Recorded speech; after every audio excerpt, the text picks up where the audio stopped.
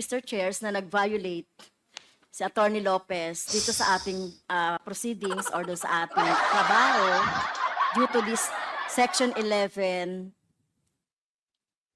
letter F, undue interference in the conduct of proceedings. May I move to cite Attorney Lopez in contempt, Mr. Chair? I move. President to... Attorney, you wait for me to acknowledge you. Okay, I'm sorry. Kita niyo. For that, Apologize, Your Honor. I move for 1 minute suspension. Yes, Attorney Your Honor, Mr. Lopez. Chair, I would like to seek reconsideration, Your Honor, of that recent resolution to cite me in contempt, Your Honor. Kita nyo, napaka-malumanay, nagsasabi naman ng totoo. Kaso nga lang, siyempre, pag plano, sabi ni Aling Ledesma, oo, talagang walang magagawa. Kung nag-meltdown itong si Atty. Zulaika, andito na nga siya sa loob ng detention ng Kamara. Bakit kailangan nyo kung lipat sa correctional? Ano ho bang kaso ko? Ayan na, may warrant of arrest na. Bida siya, ano siya. Diba? Isipin nyo cite in contempt in Congress, premises ng Congress, dahil may nararamdaman, dinala sa ospital ni BP Sara. Ngayon, nagpadala ng katakot-takot ng mga, isipin nyo, yung mga panahon na yan, ang daming kapulisan yan, trending yan. BBM, hindi kami bangag. Alam namin na si Bunoan, kunyari, isi-state witness mo para mapagtakpan lamang ang mga galamay mo sa tabi mo. Hindi kami bangag. Alam namin dito ang punot dulo ng lahat ng kasakiman ng pagnanakaw sa flood control funds ay nanggaling mismo sa kamay mo dahil ikaw ang pumirma. Ikaw ang pumirma ng budget na pinakarumbaltumal na pagnanakaw sa kaban ng bayan. Yes.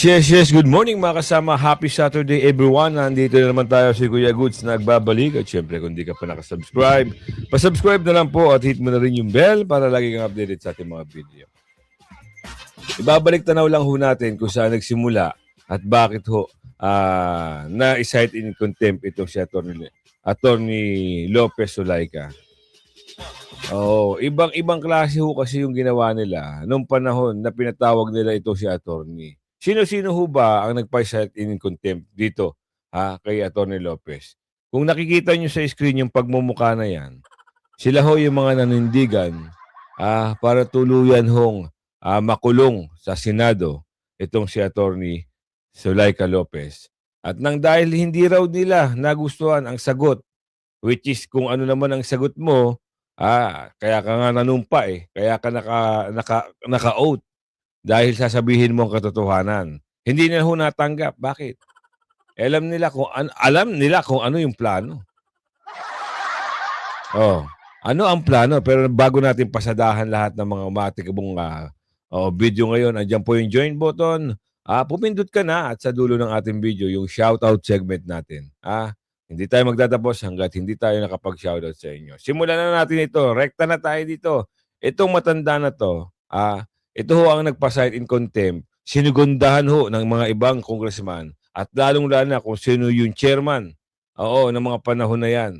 Alam nyo naman, kaya ho sa video nung nagtatrial, nabanggit ang pangalang Chuchu. Tama.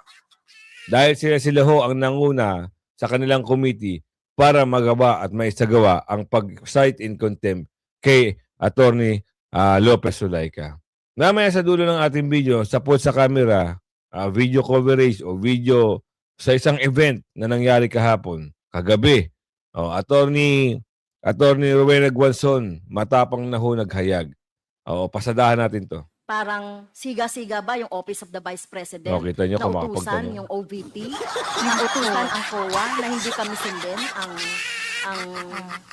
Congress or House of Representatives. Your Honor, Mr. Chair, hindi po siga-siga ang OVP. Ma'am, I truly apologize if there was something in that letter that slighted you on a personal note. It was not my intention, Your Honor. I deeply apologize, and I wish and I hope you would consider my apology. This is my personal apology. Kita nyo personal na apology ni Ma'am Attorney Zuleika Lopez ang hinihingi niya. Pero kung ang mga tanong ay hindi tatanggapin, yun ang pinakamabigat. Diba? Isipin niyo mabuti, ayaw nilang tanggapin ng mga panahon na yan. Bakit? Ang intensyon at kagustuhan nila, yun ang nangingibabaw. Kaya nakakasama ng loob at bakit nagawa ni BP Sara ang pumunta sa Senate Detention Center para maging abogado ni Attorney Lopez pansamantala. Ayaw pa rin talaga na magsitigil hanggang itong chairman na si Chuchu ay nag-utos daw di umano na dalhin sa Women's Correctional itong si Attorney Attorney Zuleika. Bakit mo dadalhin doon? Ano bang kaso? Kung ang kaso lang ni Attorney Rowena ay citing in contempt, detention within the 10 days, okay na. Bakit mo kailangan iutos at dalhin? Anong problema? Tuloy. I'll bring you back to another document. Sama-sama sila dyan. August 21, 2024. Muli na naman po kayong sumulat kay chairman ng COA. At dito, sa laman po ng sulat ninyo, ipinapakiusap ninyo na kung maaari, wag i-share ang audit observation ng COA sa Kongreso. Noong August 13, 2024, nag-issue ang House Committee ng Appropriations ng subpoena, Duces Tecum, sa COA kaugnay ng COA Audit Report tungkol sa pondo ng OVP at DepEd. Matapos ang ilang budget hearing kung saan tinalakay ang paggastos ng OVP at ng DepEd Secretary ng pondong ito na umaabot ng 125 million pesos sa loob lamang ng labing isang araw. Totoo po ba ito?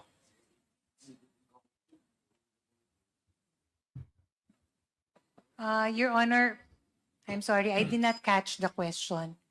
Respectfully, may you please repeat? I'm sorry. Attorney Lopez, nag-issue po kayo ng sulat sa COA ng August 21, 2024. Tama po ba mali? Yes, Your Honor. Ano po ang dahilan kung bakit po kayo sumulat sa COA? I understand during the time, Your Honor, there was a subpoena issued to the Commission on Audit for the release of certain documents pertaining to the audit, ongoing audit of the... Yan kahit tama na sinasabi ni Attorney Lopez Zuleika dyan, hindi nila matatanggap. Kasi may plano Sino ho ba nag-utos? Bago natin ipagpatuloy yung video na ito. Sino ho ba nag-utos? Ang nag-utos na ilipat at dalhin sa Office of the Ombudsman, itong, ayan, play natin.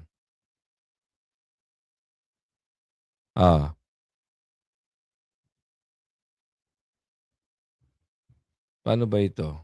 Mukhang bago ko lang natutunan to. Ayan, ilipat dalhin sa Office of the Vice President. Si Atty. Zuleika ay play nga natin. Some transactions of... Ay, hindi na play. Taas. Oo.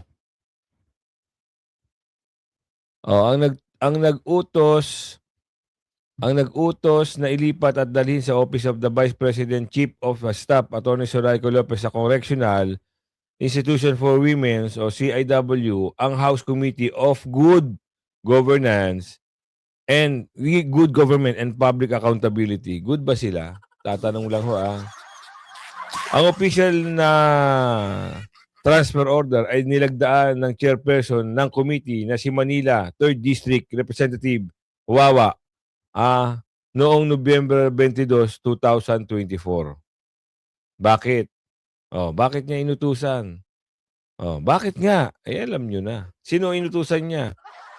House Sergeant, inutusan sa naturang dokumento si House Sergeant at Arms Napoleon. Taas na isagawa ang paglilipat kay Attorney Lopez mula sa piitan ng Kamara. Kamara pala, hindi pala House Detention. Congress Detention, sorry sa Kamara patungong piitan ng kababaihan sa Mandaluyong. Kita nyo na. Kita nyo na mga kalokohan. Diba? Isipin nyo mabuti Ang lupit. The Office of the So, Vice President. So ang dahilan kung bakit po kayo sumulat sa COA ay upang pigilan ang COA mag-release ng kanilang audit report and other related documents tungkol sa utilization ng confidential funds ng OVP at ng DepEd. we In were your words, you said here, you are of the position that the subject subpoena should not be complied with. Is this correct? Your Honor, in Is the this correct? It's a yes or no, Attorney Lopez. Is this Yun ang mahirap. Pag napasukan ng yes or no. Di ba? Ang hirap naman kung hindi depensahan mo at ang hinihingi lang na sagot ay yes or no. Sa pulta ay talaga dyan. Magagawa nila ang gusto nilang gawin dyan. correct? Were these the words you affixed on your letter?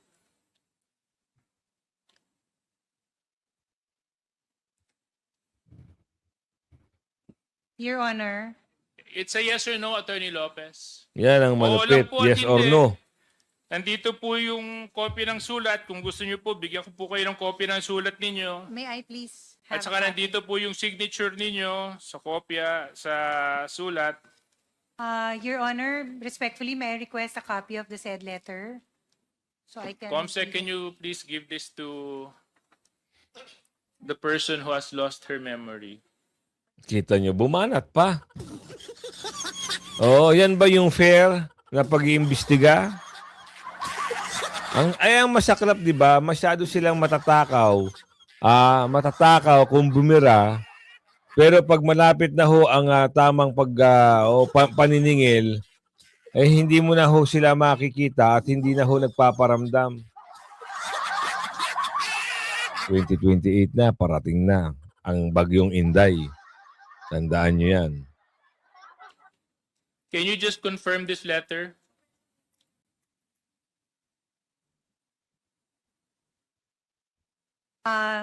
Yes, Your Honor. Okay. Indicated in Anyway, the second Comsec, can I have paragraph. my copy back? Since she has confirmed the letter. Okay. Thank you.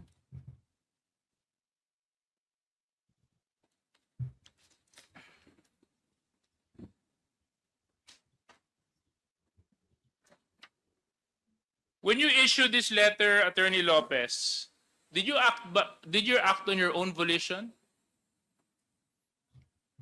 Yes or Alam na no? natin mangyayari dyan. No, Your Honor. Hindi. Ipo-forward na natin kung saan mismong doon na ang mangyayari yung pagka-cite in contempt nito ni Attorney Lopez Zulayca. Kung saan tila yung pagplano daw di umano na talagang makulong sa kamera, detention ng kamera, itong si attorney ng 10 araw. Pati po ng Uy. DepEd. Anong nangyari?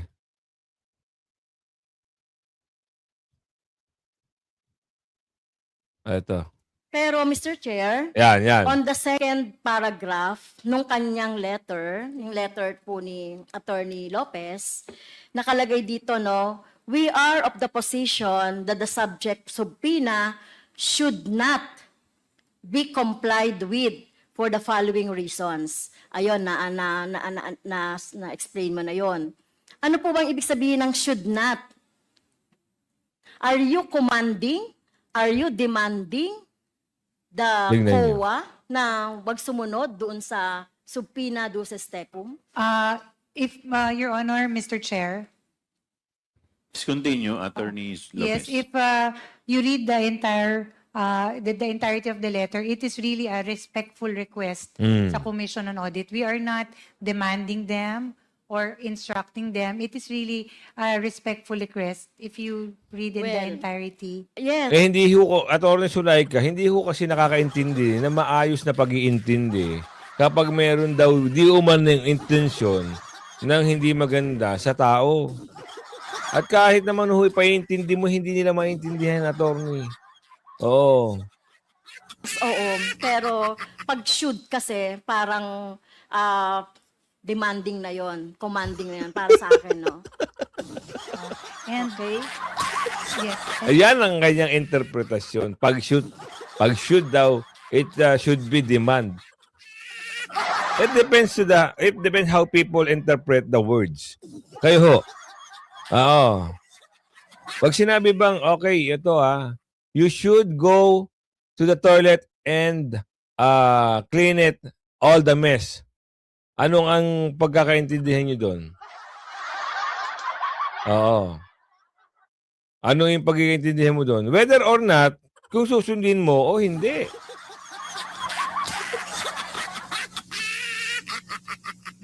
Ang should daw, parang demand. and Okay, may I so also kung- add, Yes, kung hindi ito demanding, commanding, parang siga-siga ba yung Office of the Vice President na utusan yung OVP, Yung utusan COA. ang COA na hindi kami sundin ang uh, Congress or House of Ah, Representatives? Your Honor, Mr. Chair, hindi po siga-siga ang OVP. Yan. It is really just a Eh respectful na, may request, kumpas Your na. Honor. Sumilip na dun eh. For them to consider. Nakita nyo yung yung tingin niya doon. Siguro yun na ho yung hudyat. Nakailangan na. Tuloy natin. Our position. Like all position papers filed, ito po yung we feel that these are the issues that we needed to raise. So, Okay. which we addressed to the Commission on Audit. Okay. So kanina, Mr. Chair, no, binanggit na ating mga colleagues yung mga dahilan, no, kung bakit mali ang paniniwala ng Office of the Vice President, kung bakit we are holding a hearing in aid of legislation dahil For your information, as per, kung ano yung nakikita ng tao, as per all the people in the Republic of the Philippines na nakapanood niyan, in aid of legislation ho ba ang naganap? Para sa akin, ako hindi para sa akin yan ay isang ibang klase. Hindi aid of legislation. Hindi pangangalap ng ebidensya yan. Hindi pangangalap. Kung ano yung ginawa nila kay BP Sara, yan yung ginawa kay Atty. Zulaika. sabi nila wala pa daw batas o wala pa daw panukalang batas. So kaya nga tayo nag-hear ng, 'di ba? Malinaw naman na 'yan. Pero dito sa letter na ito, Mr. Chair, may plano talaga ang Office of the Vice President na mag-interfere doon sa ating conduct ng ating proceedings. Dahil dito, Mr. Chair. At I'm sorry, Attorney Lopez, no, dahil ikaw yung nakapirma dito, and according to our rule, one of the reasons on the undue is the undue interference in the conduct of proceedings. So may I move, Mr. Chairs, na nag-violate si Attorney Lopez dito sa ating proceedings or doon sa ating trabaho due to this Section 11, letter F, undue interference in the conduct of proceedings. May I move to cite Attorney Lopez in contempt, Mr. Chair? I move. Your Honor, Mr. Chair, before you make the ruling, Tignan mo. Any second? if I may be allowed, Any second to the motion? Kita nyo? Di ba? Any second. Yung kagad ang tanong. Hindi mo na pinagbigyan kung ano yung gustong sabihin ni Atty. Zulaika. Oo. So move. Pupukpok na yan. Duly suspended. Is there any objection? Hearing none, the Honor. motion is carried. respectfully, it was not Di like ba? Carried na. Kahit anong pagsabihin ni Atty. Zulaika, ano na, nakapukpok na eh. So, ang gagawin nila dyan, detention. Tapos, gagawa na naman ng kwento ipapadala sa correctional. Talagang kita nyo kung paano nila ginawa ng script. Hindi pa sila nakontento sa detention sa Kamara. Oo, nung November 24 at November 22 ng gabi, meron silang pinadalang Sergeant of Arms. Tama? Para maghain ho ng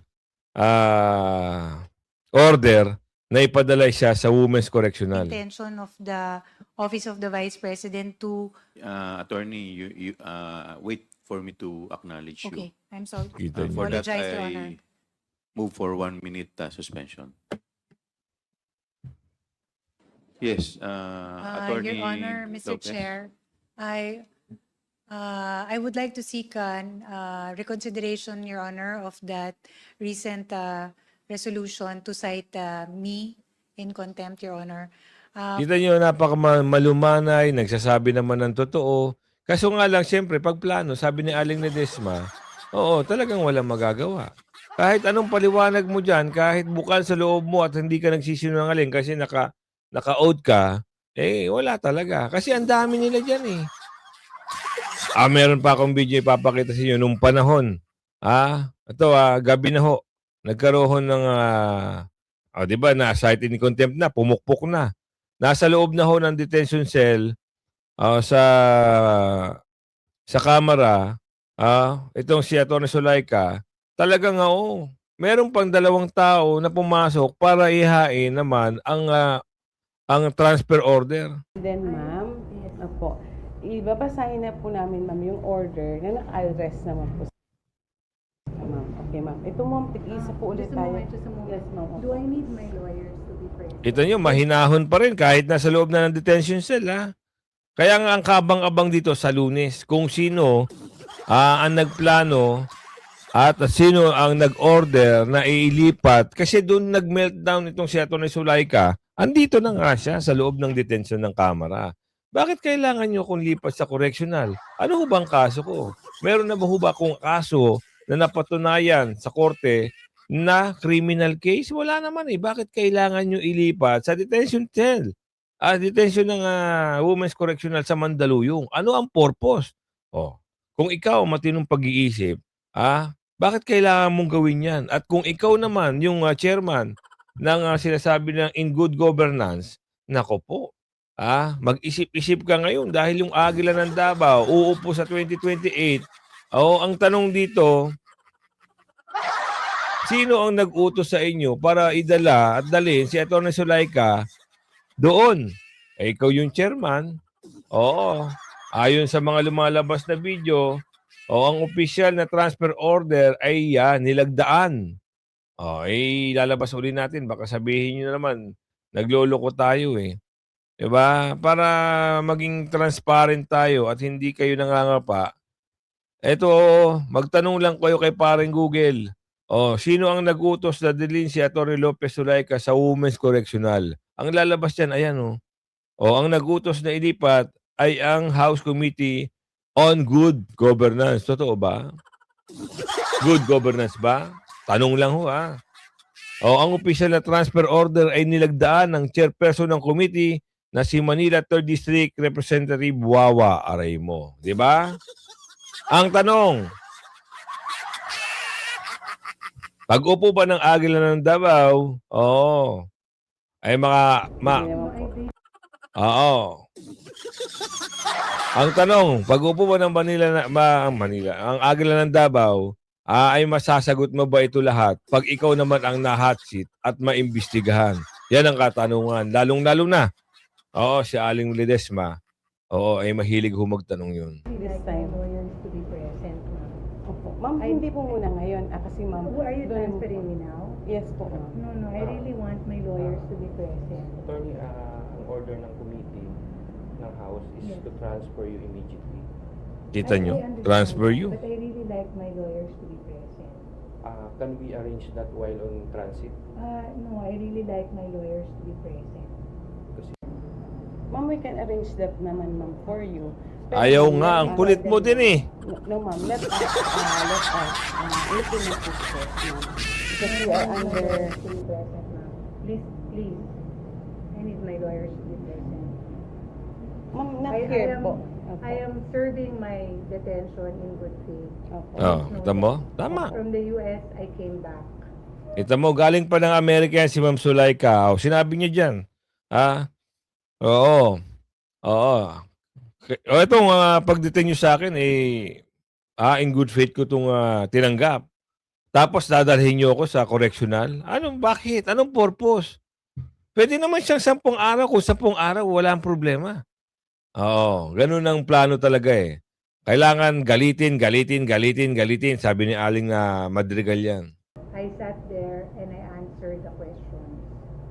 So, I would like my lawyers to be present. Ma'am, are your lawyers around? We are going to call them. Ma'am, but we are ordered to I want my implement this lawyers to be immediately. present. Ma'am, please. Opo. So, Please ano dito understand. po, sir? Kasi ang ano sa Wala akong problema, sir. But I need my lawyers to be present. Before we can effect this, ma'am? I need Because my ba- lawyer. No, let them come with me. Or at least masabihan ko sila. Ma'am, safe naman po kayo with us. Opo. It is not that. Wala akong issue about that. Leave the room now. Ma'am, may lawyer naman po kami dito. I am not going Okay, anywhere. Just Opo. leave the room now. Leave the room now. Ma'am, we'll check muna po sa aming committee. Itong na to, parang hindi alam yung ruling ng batas. 'Di ba? Andiyan na sa detention center, pinagpipilitan mo pa na may lawyer kayo diyan. Ang isang tao ay may pribilehiyo na kumuha ng kanyang tapat at maasahang abogado. Bakit pinipilit mo may lawyer kayo? Alam nyo naman na. Kung mga nagkataon na nadala nila si Atty. Sulaika sa Women's Correctional, wala na. Kahihiyan ang ikaabutin. Isang abogado, isang staff ng OBP, kinulong sa Women's Correctional ng anong kaso? Anong grounds ng kaso? Yun ang mga katanungan dun No eh. problema. Leave the room now. I just want my lawyers to be present. Narinig niyan lahat, ha? Opo. I want my lawyers to be present. Please leave the room now. Paki-inform mo na sa Leave the room now. Umalis na nga kayo. Leave the room now. Stay there. Walang problema. Nicole, leave the room now. Opo. Please just leave the room now. Ma'am, wait lang po. Maghintay lang po muna kami ng instruction. Kung ano naman po yung instruction nila. Leave the room now. Oh, it's okay. Please just go out. Leave the room now. 2022. Andyan na si BP Sara. Nasa loob na ng mga panahon na yan. At siya yung naging abogado ni Atty. Sulaika dyan. Ako po yung lawyer niya ngayon. Ma'am, no, we're just reading po the order. Opo. order. Nabasa ko na po yan. Ako po yung lawyer niya ngayon. Yes, ma'am. Opo. Kasi this is a detention center. Yes, ma'am. Yes, ma'am. Opo. Yes, ma'am. For contempt. Yes, ma'am. Yes, ma'am. So, may space kayo para dito sa kanya. Yes, ma'am. Diba? Opo. So, Ma'am, let lalo let us just comply because we are mandated to read this order. We will just simply read it to ma'am. Yes po. Ma'am, no, I think that's a different one, ma'am. That's Yes, ma'am, but before I give you the copy, ma'am, will you please allow me to read it? Yes, ma'am. Yes, ma'am. Thank you so much, ma'am. Okay, ma'am, may I continue? Into the utilization of public funds, particularly the budget appropriated to the office of the President, Vice President Eileen, for the years 2022, 2023. Pinagsarahan ng bintana. Yan na. Yung dinala si Atty. Sulaika sa St. Luke's, Quezon City. Yan yung mga oras na yun.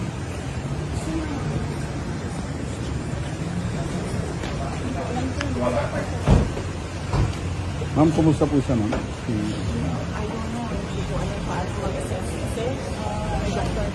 Opo. Nagsuka siya ng nagsuka, tapos nag-collapse. Ano namin. May condition po ba siya, ma'am?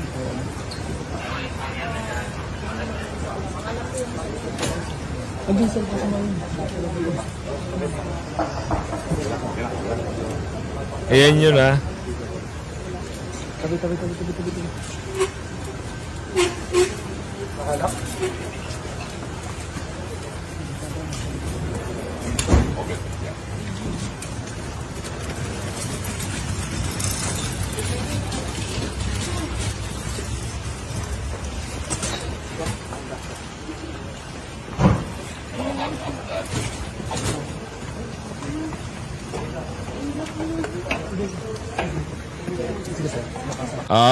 Tapos nung nadala na si Atty. Sulaika, ewan ko kung nandito pa yung ano. Oo, ito. Gusto pa rin kunin at dalhin sa sa correctional at parang ipapadadalhin muna sa sa tama ba? PNP custodial yung mga panahon na yan. Ayan na, may warrant of arrest na. Bida siya yan. Diba? Isipin nyo, cite in contempt in Congress, premises ng Congress, dahil may nararamdaman, dinala sa ospital ni BP Sara. Ngayon, nagpadala ng katakot-takot na mga, isipin nyo, yung mga panahon na yan, ang daming kapulisan yan, trending yan. Trending ho yan. Gusto nila ngayon, kunin si Atty. Sulaika, noong mga oras na yan. Diyan na ho nagalit si BP Sara. Sobrang galit ni BP Sara. Ngayon, ito tayo. Pasok tayo. Balik tanaw lang natin kung bakit at ano ang pinagmulan bakit ho nagalit si BP Sara ng husto.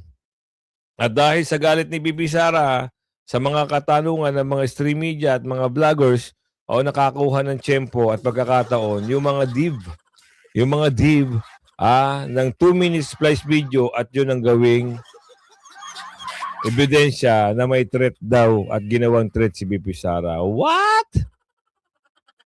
Inventong tagpi-tagping istoryahe, hindi ho magwawagi yan. Ayan na ho, gumugulong na ho ang investigasyon.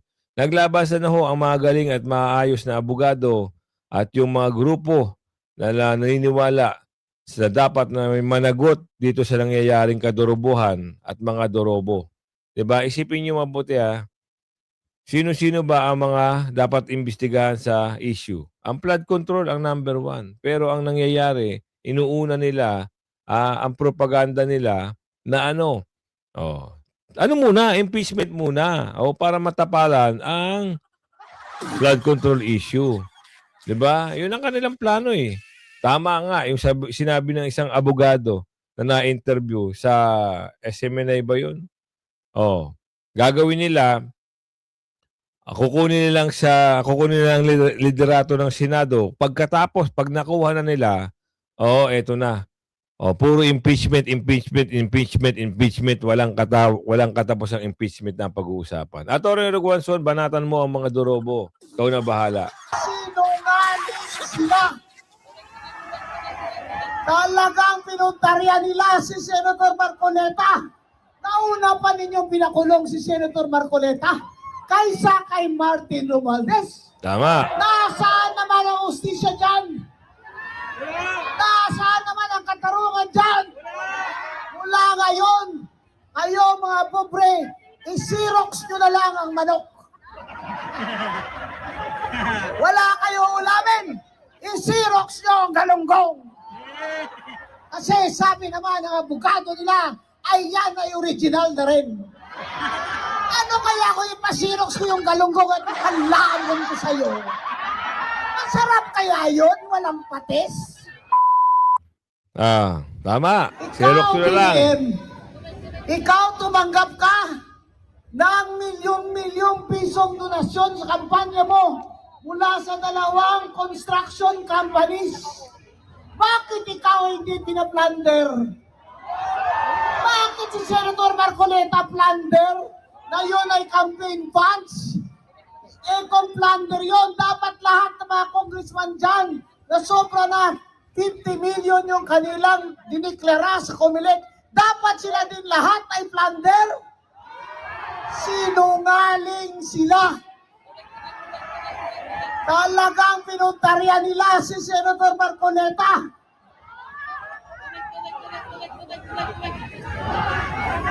BBM, hindi kami bangag.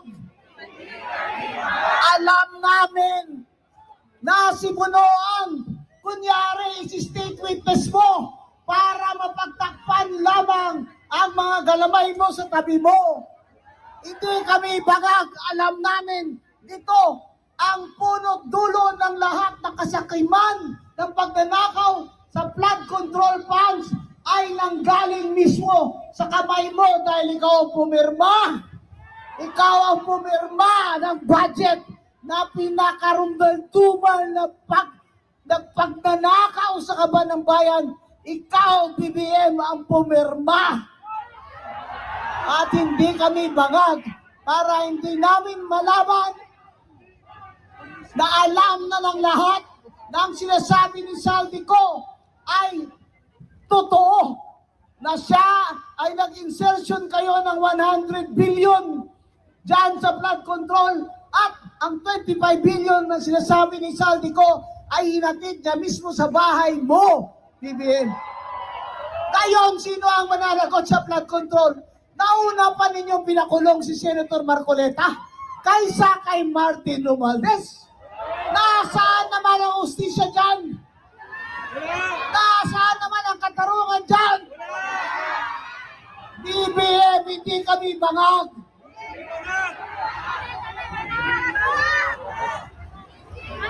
Hindi kami bangag para hindi namin alam na ang huling pagtistigo ng mga 18 na Marines kay Senator Marcoleta at kay Senator Pia Cayetano nandun sa testimony nila na naghatid din sila ng pera doon sa Ilocos Norte.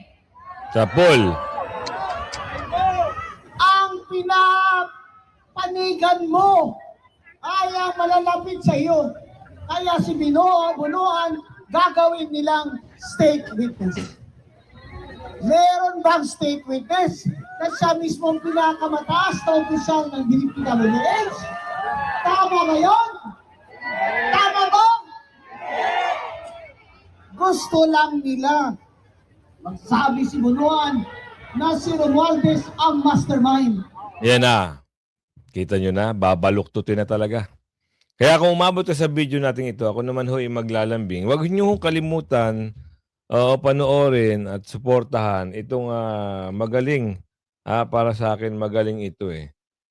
Kaya tulungan natin itong si Mang Banat, matupad ang kanyang mga, ayan tumaas yung kanyang, yung subs, syempre yung mga views niya, tulungan natin maabot ang kanyang pangarap.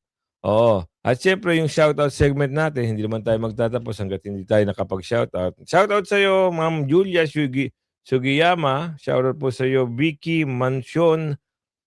Shoutout Nora Conlo. Elizabeth Cariaga. Shoutout sa iyo, Ma'am Marcian de la Cruz. Jonaline Sangkupan. Ma'am Malu, the Survivor Mix Club. Shoutout sa iyo, Ma'am. Ma'am Surina. Shoutout po sa iyo. March 9060. Shoutout po sa iyo. Manuel Gontiñas. Winnie Cuadera. Si Ma'am Queenie. Shoutout po sa iyo. Edgardo Tablo. Dodi Bolano. Maria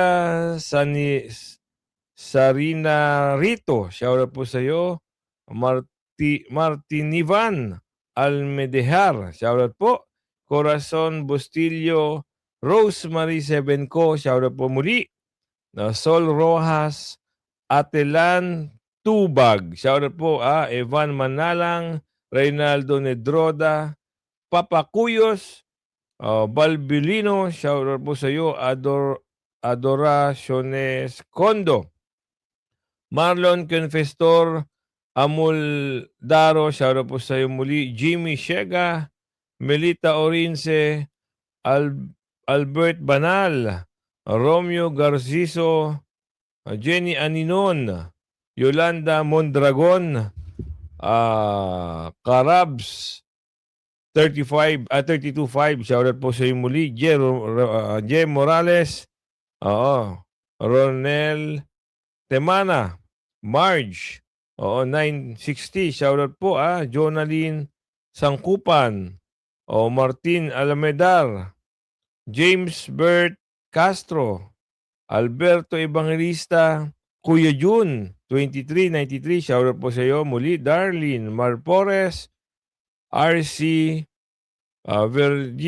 Virginie Sitameja, shoutout po Melinda Da Rivera, Nick, 1810, Nata Quero Banes, Victorio Solamo, Majol Villasorda, Jones Pongtorio, Alexander Pines, Denis Sunga, Carlito Espeleta, Joseph Calpito, shoutout po sa inyo.